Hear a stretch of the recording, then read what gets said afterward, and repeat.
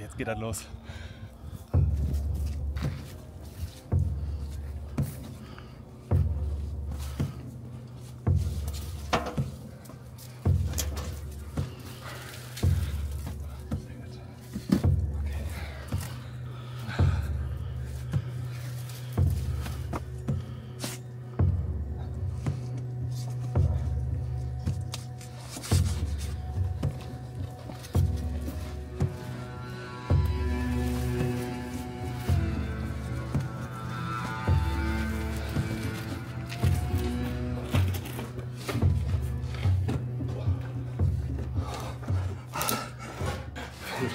Leute, da habe ich gerade eben noch die Kamera anmachen können. Hi. Welcome, my friend.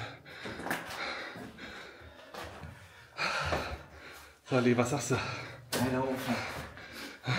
Geiler Ofen. So, Leute, da sind wir rein. Ja. Alter, den kennt noch keiner. Aber die Jugendlichen waren schon vor uns hier. Was ist denn neu? Alter, Überdruckventil. Und sogar noch mit Netzeinlage drin. Das habe ich noch nie gesehen. Guckt das mal an. Da ist der Filter. Leute, das ist ein perfekter Zustand. Und ich kann euch sagen, wenn jemand weiß, wo das Ding ist, dann ist das relativ schnell leergeräumt, die Bude. Die mopsen nämlich mittlerweile alles. So, hier ist noch die Bunkertür, Drucktür. Und hier haben wir ein Schild von den Bauarbeitern oder von den Arbeitern. 901, 953. Natürlich auch Nachkriegsschrott. Und hier ist der Notausgang. Boah! Leute, schaut mal, wie tief wir sind. Also ich kann euch leider gar nichts über die Anlage sagen. Also ich möchte euch gar nichts über die Anlage sagen. Auch wenn die in einem miserablen Zustand ist, möchte ich trotzdem nicht, dass die Überdruckventile etc. geklaut werden. Da vorne ist auch noch ein Schild an der Tür. Ja, guck mal gleich mal an. Ist nicht groß. Alte Elektrik. Guck mal, hier sogar noch die Keramikschilder. Die sind normalerweise auch direkt weg. Alter, super. Das ist moderner hier, ne? Das ist nicht modernes. Nee? Nee. Also ich würde sagen, das ist schon modern. Doch, das ist modern. Ja, aber das ist hier Bakelit. Das ist natürlich alt hier. Eine Hutschiene. Und hier kam die Telekommunikationsleitung an. Auch Top-Zustand, Leute. Und, ei, oh, Olli, komm mal her. Mach mal sauber, bitte. Halt mal. Ja. Handy kurz weg. Oh, jetzt sieht er. Was steht denn hier drauf? Wohnort. Brikettfabrikation. Rheinische Aktiengesellschaft. Oh, hier steht der Name drauf. Kann man nicht zeigen. Da auch? Oben steht der Name drauf, ne? Ja. Geil, die Schilder. Leute. Muss ich leider verpixeln. Opa. Schnell dazu, Mann. Nicht. So. Amand war hier. 2002. Eine Durchreiche. Irgendein Behälter für eine Installation selbst gebaut. Hier war der Bunkerbad drin.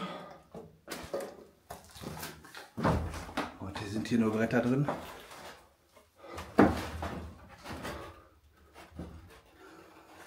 Das ist auch selten.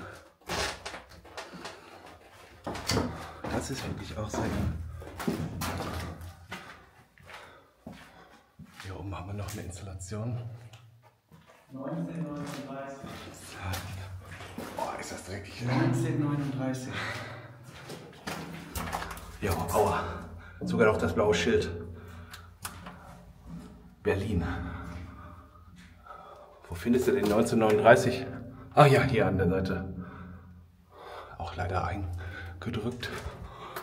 Aber das ist schon toll. Feuerwehrgeräte. Fabri. Köln E. wahrscheinlich irgendwelche. Boah, noch ein Schild. Oil. Hier war ein Filter drin, ist wahrscheinlich. Oder eine Wasserzähluhr. Boah, der ist gar nicht mal so klein. Wunderschön.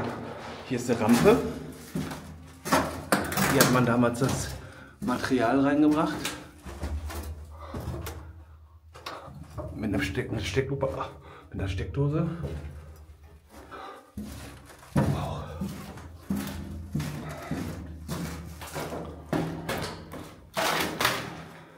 Bin mal gespannt, wie wir da gleich wieder rauskommen. Okay, das war es tatsächlich schon. Hier nochmal die Schalter. Also sicherlich nichts Besonderes, aber irgendwie cool, ne? Ja, ich mache jetzt auch Videos. Aha. Alles klar. Ja, willst du mir das vorher verraten? Ja, guck mal da an der Tür, was hängt an der Tür dran? Innen oder außen? Hier steht Oh, was steht da? Gasschleuse. Geil. Gasschleuse.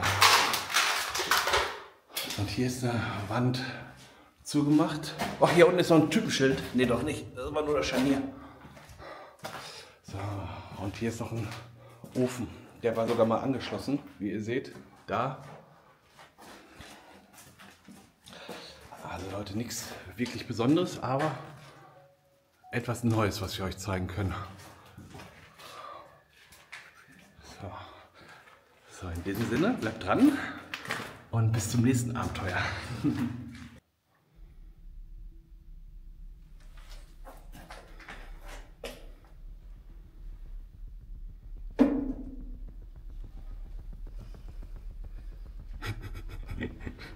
Das geht schon. Leute, macht das nicht zu Hause nach. Wir machen damit ihr das zu Hause nicht nachmachen müsst. So. Jetzt bin ich alleine.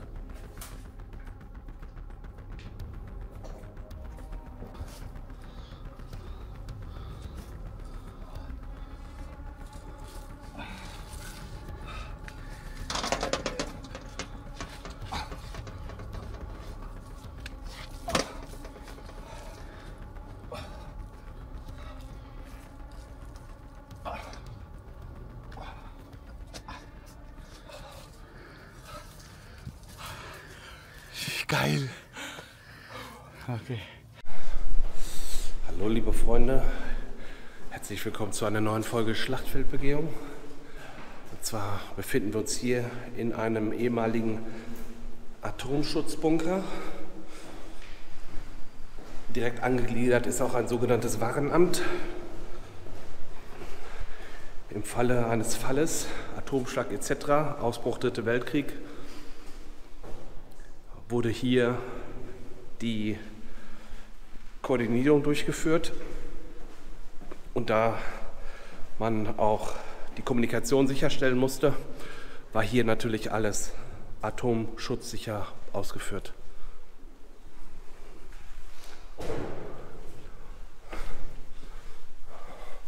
So, und wir schauen uns jetzt erstmal um.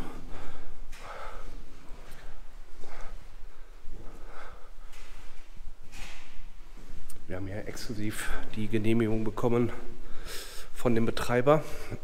Den Namen darf ich leider nicht nennen. Aber schaut euch einfach mal selber um. Macht euch selber einen Eindruck. Das ist schon grandios. Strom läuft auch noch. Und schaut euch mal hier diese fetten Atomschutztüren an.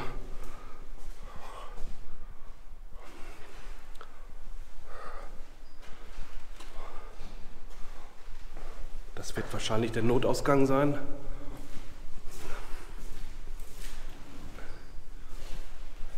Ja, das ist was anderes.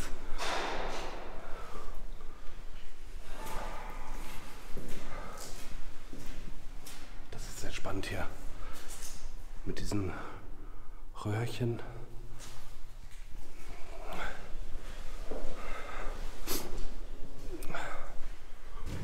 Schon krass, dass hier noch Licht brennt. Das könnte für die Belüftung gewesen sein.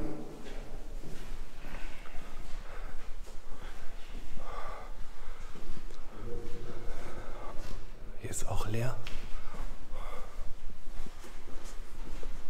Klasse, oder? Ja, wir haben das nicht. Hin. Ah ja. Achtung. Nein. Achso, Entschuldigung. Klasse, ich lese euch das mal vor. Bei Verdacht, also Hinweis für den Schutzfall, bei Verdacht auf radioaktive Verseuchung darf der innere Bereich, das heißt der Schutzbereich der Betriebsstelle, nur durch den Entgiftungsraum betreten werden. Zweitens, vor dem Betreten des Entgiftungsraumes sind die Oberbekleidung und die Schuhe abzulegen. Drittens, die abgelegten Kleidungsstücke sind in die schwarzen Plastiksäcke zu verpacken, die in dem Wandbehälter neben der Tür aufbewahrt werden. Viertens, die gefüllte Plastiksäcke müssen mit den beiliegenden Drahtschlaufen fest verschlossen und vor der Drucktür gelagert werden. Also für die Säcke noch warm? Ja? Okay. Schaut euch das mal an. Hier ist wirklich alles noch vorhanden. Da sind die Säcke.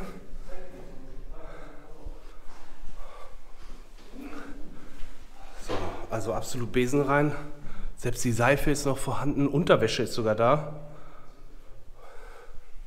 Klasse. Und hier sollte man damals die Wäsche dann einwerfen. Mega. Hier ist wirklich alles noch vorhanden.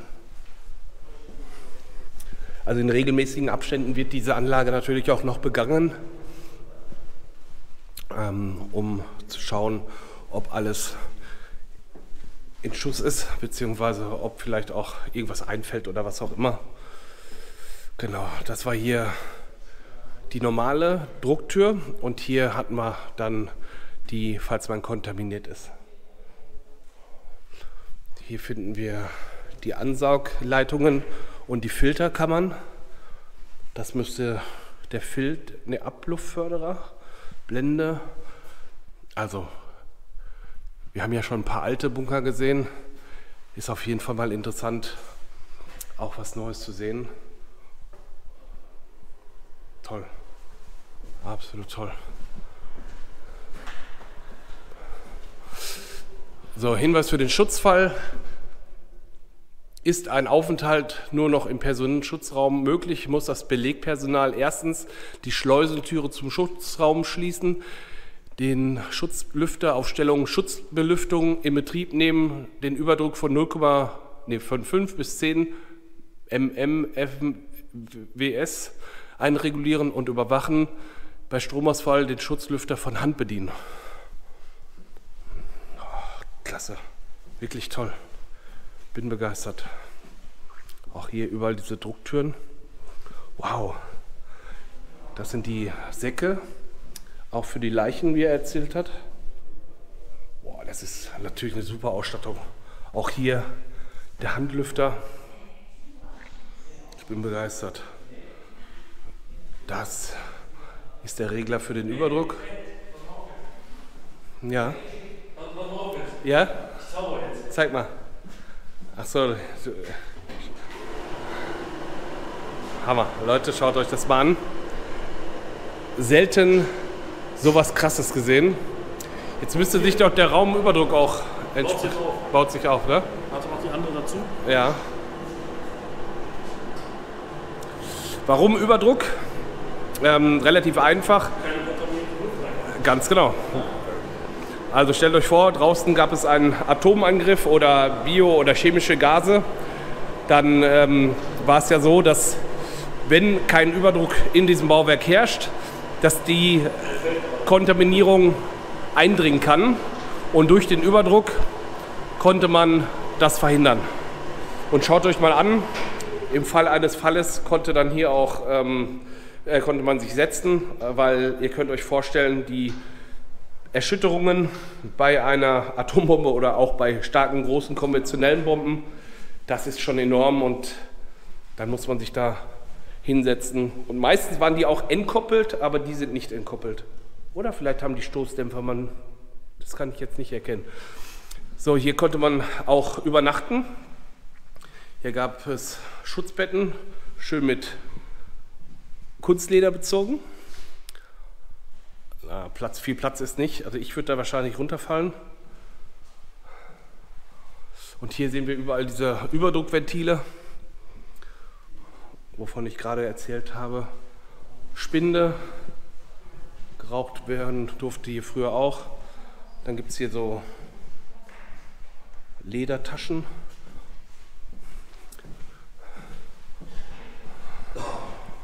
So, wir gehen weiter. Also ihr seht, gar nicht mal so klein das Bauwerk.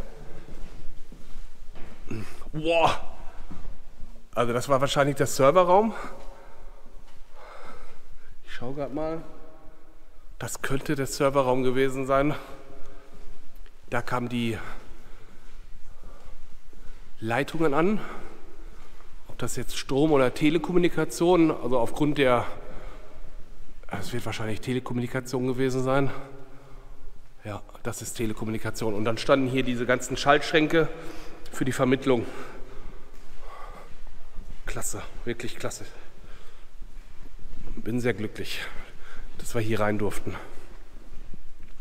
Verschiedene Sicherungen zum Auswechseln. Und hier haben wir, glaube ich, den letzten Raum. Raumüberdruckventil. Genau, hier haben wir dann den Schaltschrank, um Strom abzuschalten oder halt einzuschalten. Automatikfeld, Netzschalter, Verteiler. Auf jeden Fall gerade keine Last. So. Klasse.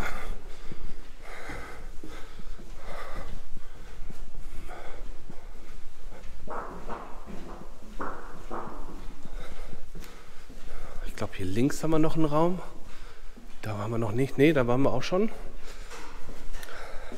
Und schaut euch mal diese riesigen Türen an. Also das ist schon... Ah, hier haben wir noch einen Raum. Ich glaube, hier waren wir noch nicht drin. Oh, jetzt ist schon... Hier war schon lange keiner mehr. Das scheint die Belüftung zu sein. Also die Filteranlage. Ja, das müssten die Filter sein. Genau. Das sind die Filterkammern.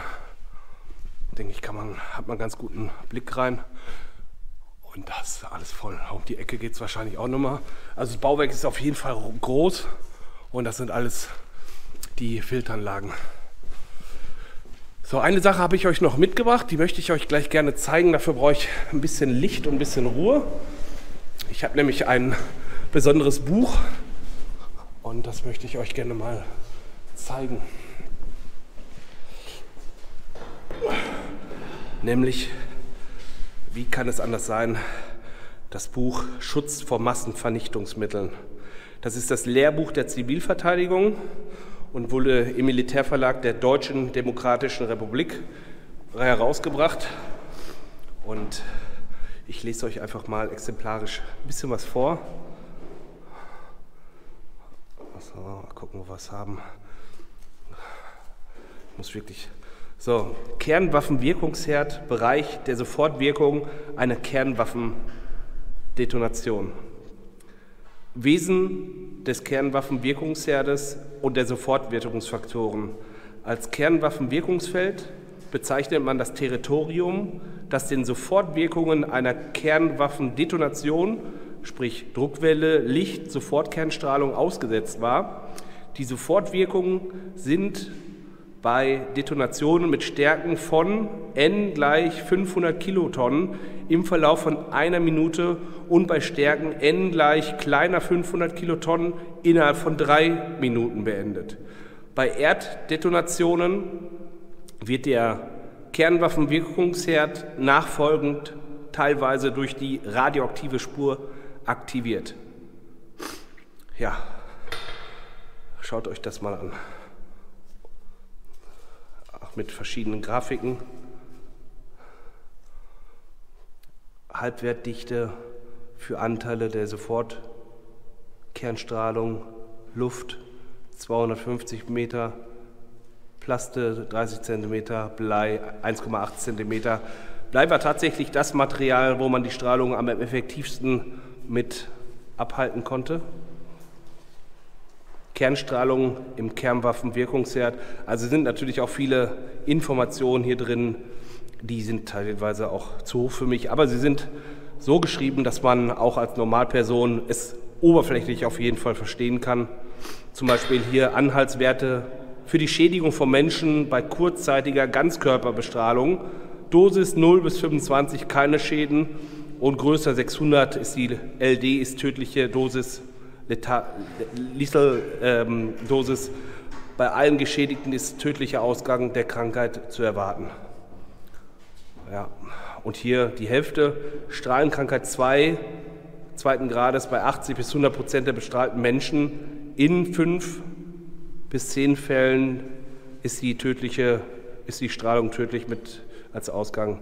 60% der Kranken fallen sofort aus, die übrigen in 1 bis 2 Wochen. Also nicht zu unterschätzen, auch wenn man heute wieder in Tschernobyl, Pripyat, aktuell natürlich nicht aufgrund des Krieges, aber wenn man da wieder hingehen kann für Exkursionen oder in Hiroshima und Nagasaki wieder leben kann, ist die Strahlung auf jeden Fall nicht zu unterschätzen.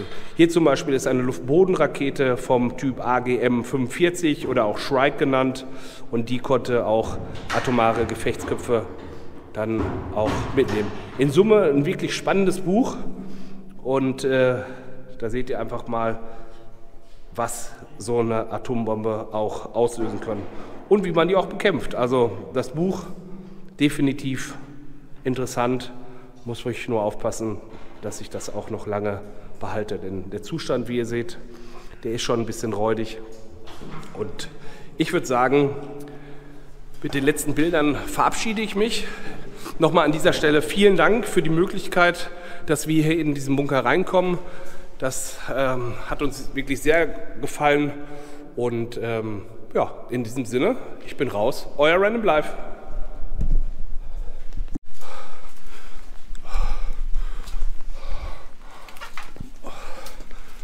So Leute, herzlich willkommen zu einer neuen Folge Schlachtfeldbegehung. Wir schauen uns heute einen Bunker aus dem Zweiten Weltkrieg an.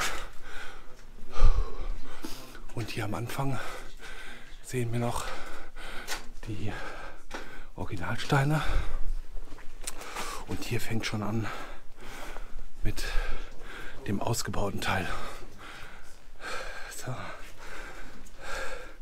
Mit dabei ist der Cliffhanger, bekannt von TikTok, und der Lost History von Instagram, TikTok und YouTube. Heute wieder zusammen. Schaut euch das mal an. Licht ist sogar noch an und sogar ein 500 Watt Strahler. Und das in Zeiten von Stromsparen. Asbest.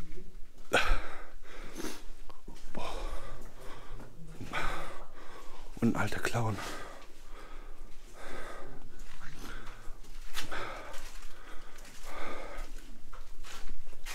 Interessant, was es hier alles noch zu sehen gibt. Also es war ein Luftschutzstollen aus der Zeit des Zweiten Weltkrieges. Und wir gucken uns mal hier um.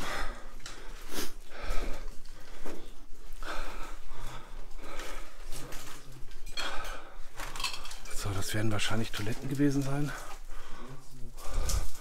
Die laufenden Nummern hier.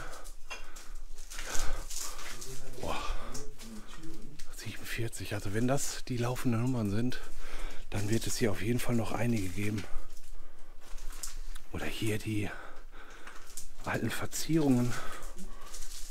Unvorstellbar. Unvorstellbar. Schaut euch das mal an. Alte Flaschen hier.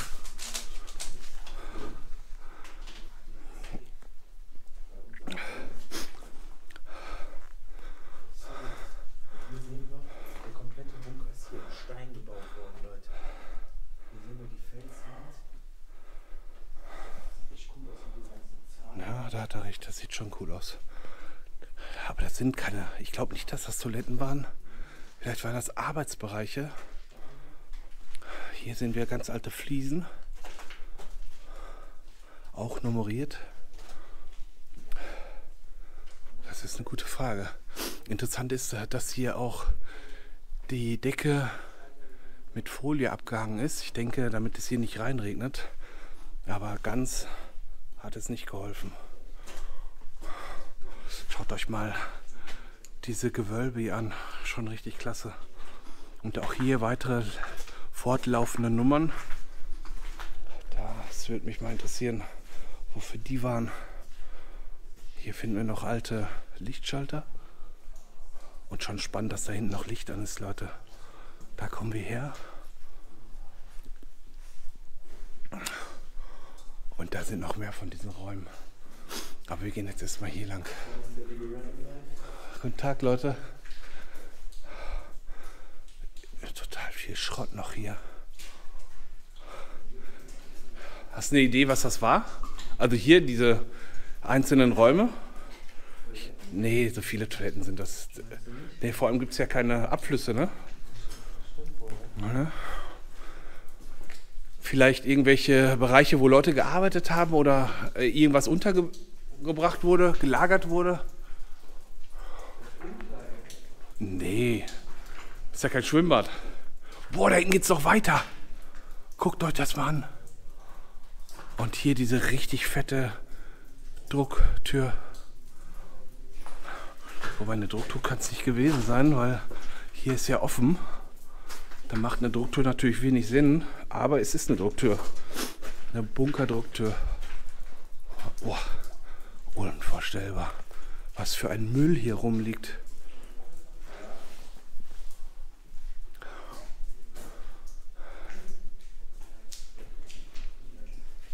Ganz viele alte Flaschen, altes Telefon. 1984. Das ist schon ordentlich, da war ich 4. Oh, hier sehen wir gemauert mit Ziegeln und da oben ist original das Gestein.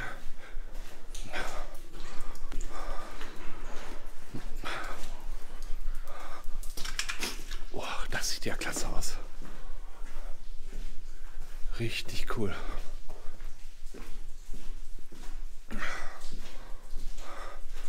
Auch hier die 13.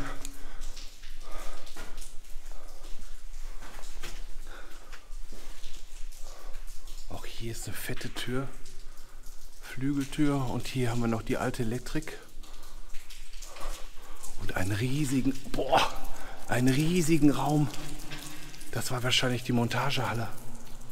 Und hier kommt das Wasser rein. Und hier haben wir noch die Oberleitungen. 1, 2, 3, 4, 5. Und noch in einem absolut tadellosen Zustand. Die Lampen hängen hier runter. Und das waren wahrscheinlich hier die Arbeitsbereiche, wo man hier Licht hatte und die Steckdosen und die Lichtschalter.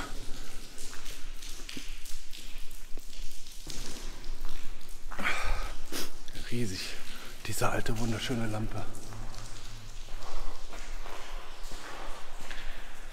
Wow.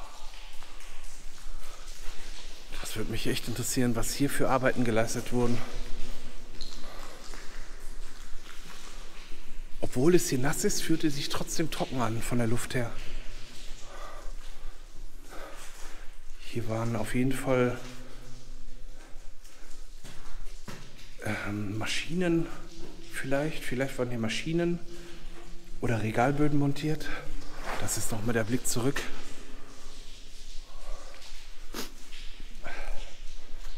Und auch hier haben wir wieder eine Tür mit einer kleinen Überdachung. Und auch wieder hier, oh, das sieht ja krass aus hier. Dieser Stalagmit, der sich über die Jahrzehnte an der Stromoberleitung fest gesaugt hat. Oh. Und hier noch alte Anlagen. Kilogramm pro Quadratzentimeter. Kilogramm pro Quadratzentimeter. Ein Oberlicht, wo Schutt eingeworfen wurde. Boah, das geht richtig hoch. Oh, die Steigeisen wurden entfernt, dass man hier nicht mehr reinkommt. Wow. Ein alter Einkaufswagen. Und was haben wir hier? Wow. Leute, schaut euch das an. Mega interessant. Nochmal der Blick zurück. Und wir gehen rein. Das Das ist sehr, sehr spannend. Leider total vermüllt. Aber wisst ihr, an was mich das erinnert? An eine sogenannte Untertageverlagerung. Ihr wisst ja, Deutschland wurde im Zweiten Weltkrieg von den Alliierten aus der Luft bombardiert. Und die kriegswichtige Industrie wurde dann unter Tage verlagert, in sogenannte U-Verlagerung, U für Untertage. Und da wurden dann kriegswichtige Teile, aber auch Nylon zum Beispiel, von Fallschirmen wurden gebaut oder gefertigt. Und dafür hat man dann alte Felsenkeller genutzt.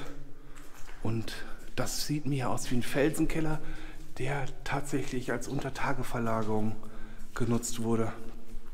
Ich versuche das mal zu recherchieren und deswegen bin ich jetzt einmal still, damit ich die Möglichkeit habe, es nachzuvertonen.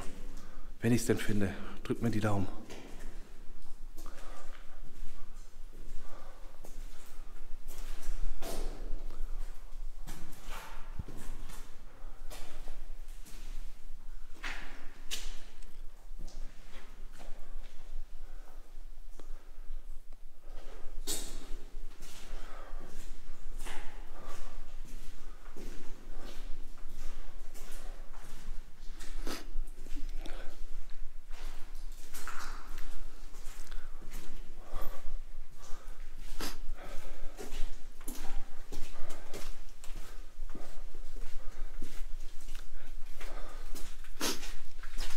So, das dürfte genügen, um die Information nachzuvertonen.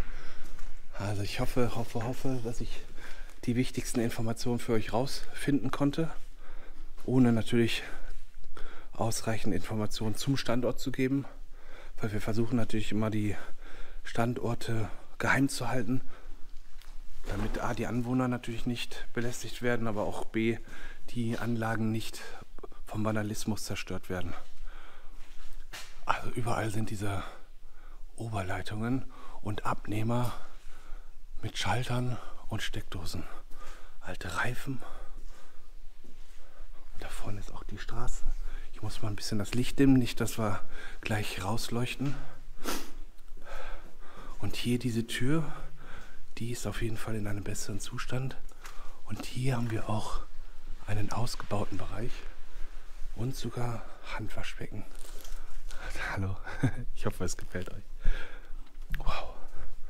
Alte Zeitung, mal gucken, ob wir ein Datum finden können.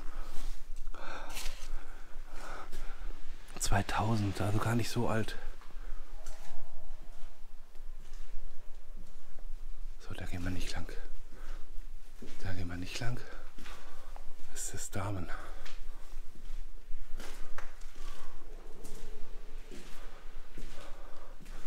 So, also ich glaube, das war's mit der Anlage. Da vorne haben wir noch den Ausgang zur Straße. Da werden wir jetzt nicht weitergehen. Hey, was hast du gefunden? Ein Aufgang. Zeig mal. Komm mit, komm. Also, Kollege hat gerade die Leiter hingestellt. Und leuchte mal bitte. So, da gehen wir jetzt hoch. Seht es mir nach, dass es jetzt ein bisschen kühlt zum Voller. Aber ich will hier nicht runterfallen. So, eigentlich so einigermaßen aufpassen. So, also, 100%ig alter Felsenkeller. Umfunktioniert zu einer U-Verlagerung, bin ich mir sehr, sehr sicher. Guck mal, hier ist so eine alte Liege. Guck mal. Da darf man nicht hinfallen. Das ist richtiges Geheimversteck. Und hier war mein Abgang. Der ist mittlerweile zu, aber Steigeisen sind da.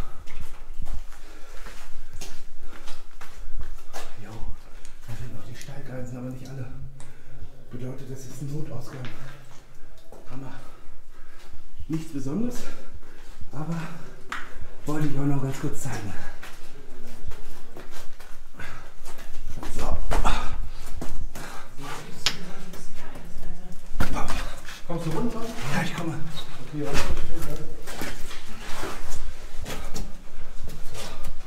dann nehme ich euch jetzt nicht mit runter. Ich Ich glaube, links kann man auch noch lang. Ich melde mich gleich nochmal.